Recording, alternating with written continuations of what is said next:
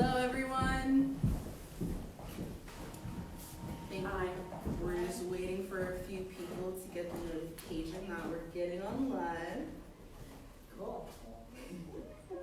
We're here at Westport, the Camp Gallery. Today is Margaret Roleke's opening for Marching Society.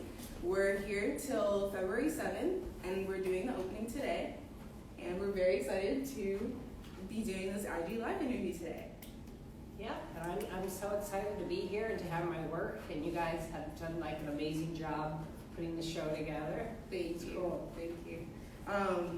This is a really cool piece that we're sitting in front of. It's called White Girls. I think this is my favorite piece in the gallery. Yeah, because it's really fun. Yeah. Well, I like to make pieces that might appear to be fun and be like kind of gets you into them, but then if you'll see, there's chains, and some of these women don't have arms, and there's handcuffs and guns. So a lot of these pieces really speak to violence against women, but I do it in a playful manner just to get people to like it. For those of us who don't know, can you explain to us what cyanotyping is and the process of it? Cyanotype? Cyanotyping, canotyping. We're talking about which proper way to say it, but it's cyanotyping. I think so. I mean, who knows? Well, cyanotypes are a photographic process. I guess it was originally like the first photographs they used this process, and they used cyanide. Which was very poisonous, but now they use other, and that's made the blue color. But now they have other chemicals that they use that are not harmful. Mm-hmm. And these are cyanotype pieces. What happened with me is I took a 2-day workshop and I learned the process, and then when my family came home during COVID and there wasn't room in the house, I escaped to my barn and got a kiddie pool and a hose and made the barn into a dark room and said, I'm gonna try to do this process, and I really loved it. Basically what you do is you make your paper photosensitive by combining these two different chemicals and putting them onto the paper. So then it's light sensitive. So if it was put out in the sun, it would just turn blue right away. So you have to, before you're ready to make the artwork, you have to make sure it's kept in a dark place. Mm-hmm. And then people use a light box or something, but it was kind of good during COVID. I would decide, I would look at the calendar and be like, oh, it's gonna be a sunny day. This is gonna be a good day to work on this. So I would set everything up, because where I have water is nowhere near where I was doing it. So I'd have to put all these hoses together. It was a mission. Yes, it was a mission. Then you bring the paper outside, and then I just kind of developed my own technique of putting different found objects onto the paper, or using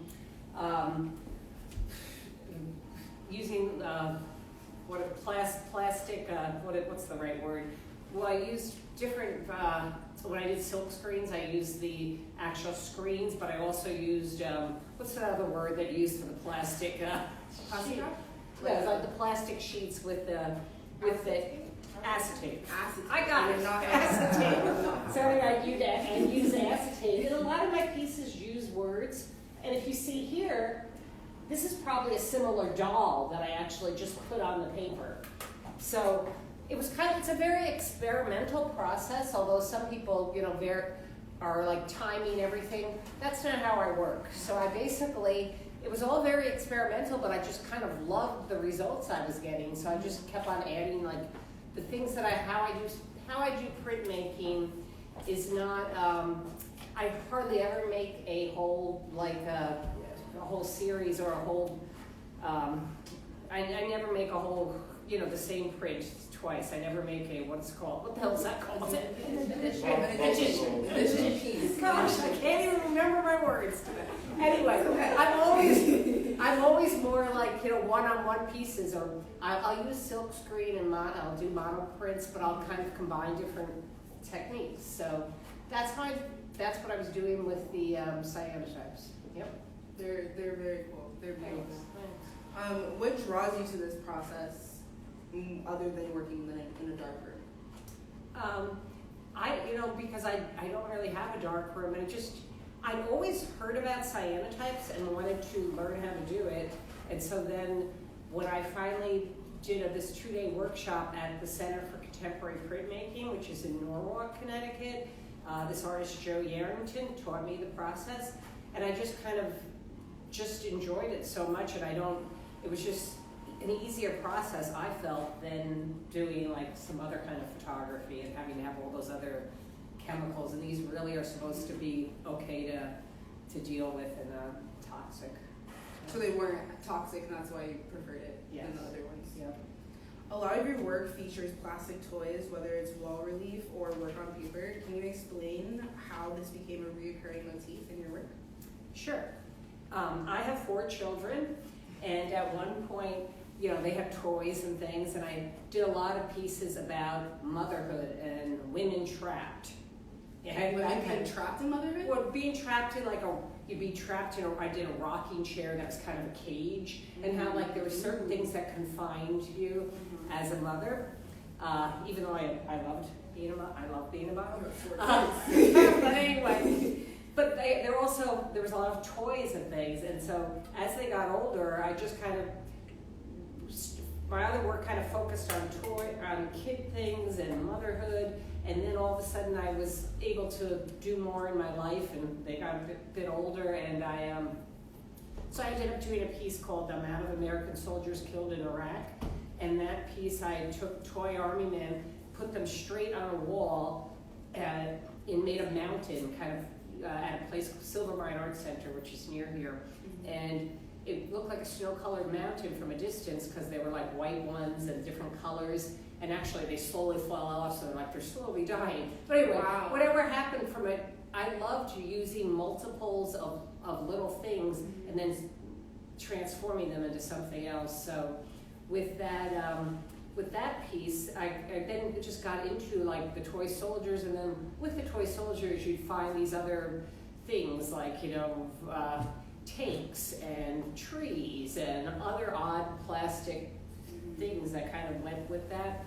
So I kind of started exploring all of them, and they became kind of my vocabulary. I like that.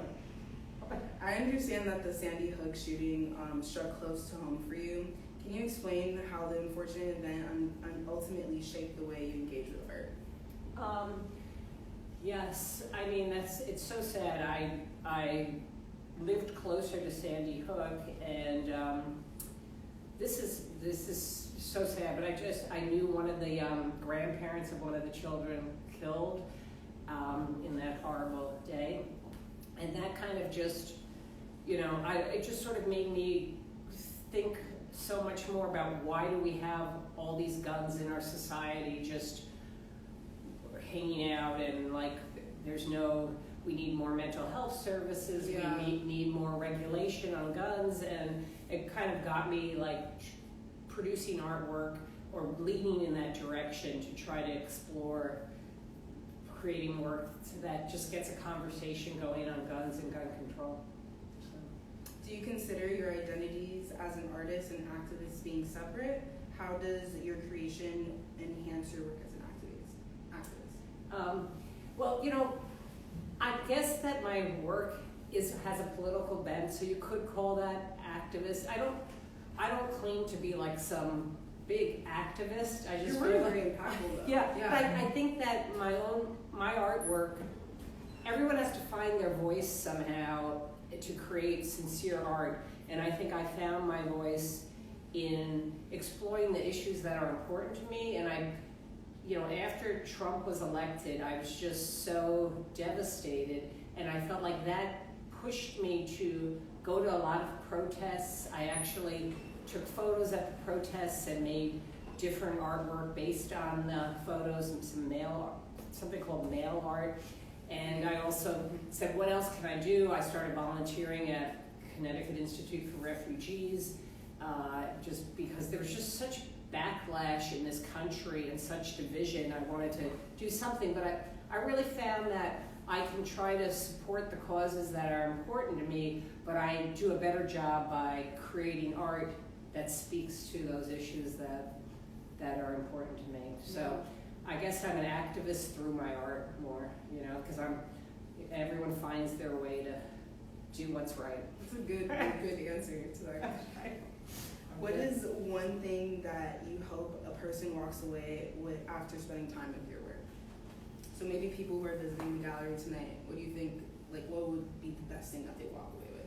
Well, I think what would be good is if they come just expecting to see, oh, some pretty art or something, and I feel like, I think my work is beautiful, and I feel like that will engage them, but then I feel like the best art is art that you think about a lot, that it doesn't stop, that you enjoy looking at it, and it opens your mind to more things. So I feel like I would love it if somebody comes and like, oh, they first are attracted for one reason, but then they see more and more, and it might like make Sanctuary real. I was involved with which is up on this piece, I was involved in New Haven. They're trying to make New Haven a sanctuary city. It was kind of just a name only. I'm not positive. I was more involved there than the last few years. I'm not sure if it was completely passed yet, but I mean, I just kind of like bringing up those issues, and like if somebody came away from the show saying, oh, I gotta think about this more, or whatever, that'd be great. Yeah. Which is your favorite piece in the show? It's really hard to say. I love my wall relief pieces in the back and these, but they're a little bit older. So I'm more excited because it's really the first time I've shown a lot of these cyanotypes. So I just kind of really am happy to show them. I really like the piece over there that I feel like my direction is I've been doing a lot of pieces that are trying to take back the American flag from the right wing. So that piece over there is a cyanotype with silk screen and collage, and I feel like that is a direction I'd like to go in. Yeah. I'm sorry that you guys can't see it on IG Live because it's a beautiful piece. We have a beautiful show in Westport. If you guys are in the tri-state area, please come check it out. Do you have any dream projects that you'd like to accomplish?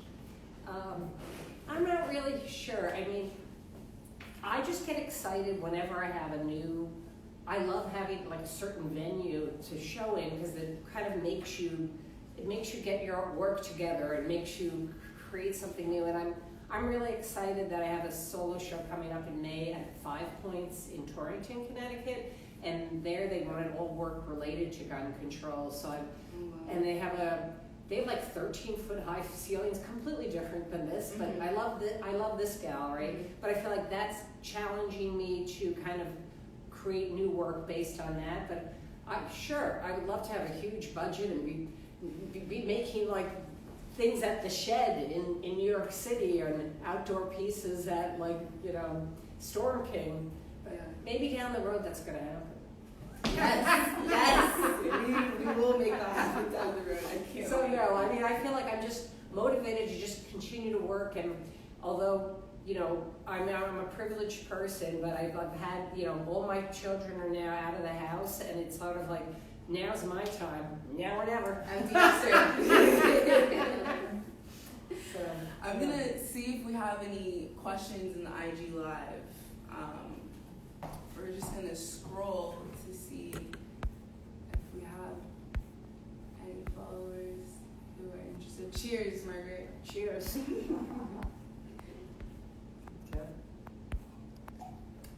No question. Well, I have a question. Oh, from our live audience. How long does it take to make one of these cyanotypes? How long does it take to make a cyanotype? Well, it really depends on how you do it. I mean, it doesn't take that long. You just have to mix up these materials and get your paper wet. So that doesn't take that long. It takes 10 minutes, 15 minutes, or whatever. And then to create the color, some people might plan everything. I kind of plan it out, but not completely. I have like an idea of what I want to do. So I have to gather all my materials outside and then have a flat area. And then it depends on the sun. you have to kind of do experiments and figure out if you don't put it in long enough, then it's lighter. It's not as dark, you know, and that kind of thing. So then no, it probably could be out in the sun depending, you know, for like 10 minutes. So then it's only out in the sun, you get the paper and then immediately you have to start putting these things to block the sunlight, you know. So if you, I'm sorry to interrupt you. no, the paper's already like become like light sensitive. Okay. So then I have photos of it. I think I can send the whole thing about it. But then I put it down on like a piece of plywood outdoors in the sun. But nearby, I have all these pieces, you know, these things, these writings, whatever I'm going to use, and then I have to quickly put them onto the paper, or else the sun starts just beating it down and making it blue. So once you get the things on, then you can people move things around while it's there. I probably hardly ever do that unless something blows by or something. So then it's not a long process. Then after that, you have to, it could become too blue. So you have to kind of figure out what, you know, okay, I think it's ready. Then you bring it, I was putting it into a kiddie pool full of water in the dark to rinse it. But I think I can actually just do it with a hose too. And my other friend told me she even does them in the ocean and rinses it in the ocean. Wow. Yeah. So anyway, so then you probably have to rinse it for a while to make sure the chemicals go away. Because one time I didn't rinse it and Melanie was like, "Are these going to change?" And I was like, because one time I did do them, and then I ended up the day later or something, bringing it outside and having something on a bench. At first, it had been back in the dark drying, and I brought it outside. It was on a bench, and it started turning some more. So no, so you really have to make sure you rinse it well. But I've also read that sometimes they will turn a little, and sometimes you can put them back in the sun and they go back to what it was. I really don't know all the techniques. That's it. I think we can wrap it up. Okay. We have an opening to get to. Okay. Cheers Cool. again. Cheers. Thank you, Margaret, for being here today. Yes. Thank you, live audience. Yeah, that's fun.